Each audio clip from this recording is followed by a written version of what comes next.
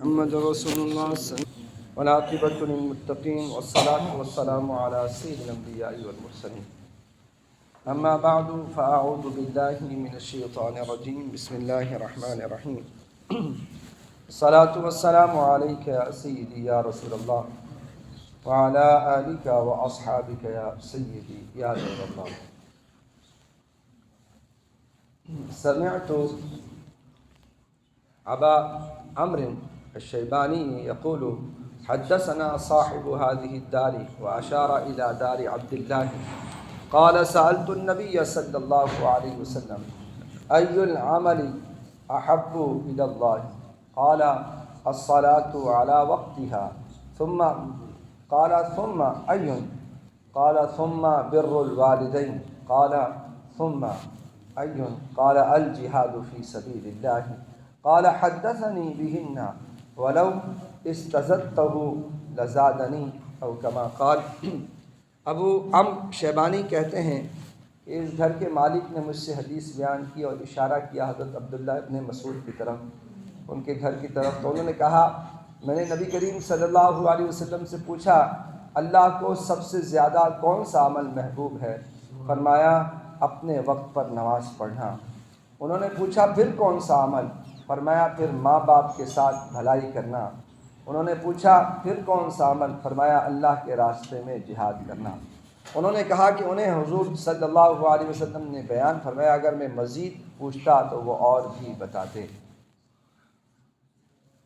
محدثین اس حدیث کے حوالے سے بیان فرماتے ہیں کہ ای العمل احب الی اللہ، یعنی کون سا عمل اللہ کے نزدیک سب سے زیادہ محبوب ہے. اکثر روایتوں میں یہ الفاظ استعمال ہوئے ہیں اور مراد ایک ہی ہے، اس لیے کہ دونوں میں تلازم ہے. تلازم سے مراد جو عمل اللہ جل جلالہ کو سب سے زیادہ پیارا ہوگا وہ عمل فی نفسہ ہی سب سے افضل بھی ہوگا، اور جو افضل ہوگا وہی سب سے زیادہ پیارا بھی ہوگا. احادیث میں مختلف اعمال کو افضل الاعمال فرمایا گیا ہے. پہلی جلد پچھلی احادیثوں کے اندر یہ بیان ہوا تھا، اور اس کے جواب میں محدثین نے فرمایا تھا کہ نبی کریم صلی اللہ علیہ وسلم کا معمول تھا کہ وہ سائل کی حالت کے مطابق جواب دیا کرتے تھے، کہ پوچھنے والے کو جس چیز کی ضرورت ہوا کرتی تھی نبی کریم صلی اللہ علیہ وسلم اس کو اسی کے مطابق جواب دیا کرتے تھے. یعنی اگر دیکھتے کہ ایک شخص بہت زیادہ محبت کرتا ہے نمازوں سے تو پھر اس کو وہی عمل بتایا جاتا تھا، یا اگر دیکھتے کہ کسی شخص کی کسی طرف کمی ہے تو اس کو وہی عمل بتایا جاتا تھا. نبی کریم صلی اللہ علیہ وسلم کا یہی معمول تھا. اور پھر فرمایا الصلاۃ علی وقتہا، یعنی مراد یہ ہے کہ نماز وقت کے اندر ادا کرے، قضا نہ کرے. بعض شارحین نے یہ کہا ہے کہ وقت مستحب میں ادا کرنا مراد ہے، اور اس میں دلیل دیتے ہوئے امام ترمذی کی یہ حدیث لائے الوقت الاول من الصلاۃ رضوان اللہ والوقت الآخر عفو اللہ. نماز کا اول وقت اللہ کی رضامندی ہے اور آخری وقت معافی ہے. یعنی اس حدیث سے بھی پتہ چلتا ہے کہ یہاں پر الصلاۃ علی وقتہا سے مراد یہ ہے کہ نماز کو اپنے وقت میں پڑھنا. اور اس حدیث سے ایک دوسرا معنی بھی سمجھ میں آ رہا ہے، وہ یہ کہ یاد رکھیے گا ہر نماز کا اپنا اپنا وقت ہے، ہر نماز کو اپنے اپنے وقت میں پڑھا جائے گا.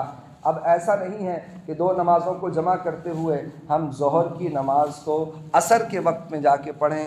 اب یہ لفظ استعمال کرنا کہ ظہر کی نماز کو عصر کے وقت میں پڑھنا، اب یہ لفظ ہی اس بات پر دلالت بھی کرتا ہے، اور اچھے بھلے سمجھدار انسان کے لیے یہ سمجھنا کافی ہے کہ ظہر کی نماز کو عصر کے وقت میں پڑھنا، اس کا مطلب یہ ہے کہ عصر کا وقت اپنا ہے اور ظہر کی نماز کا وقت اپنا ہے.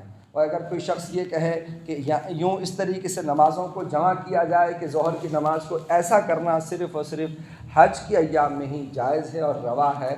نبی کریم صلی اللہ علیہ وسلم نے حج کے ایام میں ایسا کیا ہے کہ ایک نماز کو دوسری نماز کے وقت کے اندر پڑھا بھی ہے اور پڑھنے کا حکم بھی دیا ہے.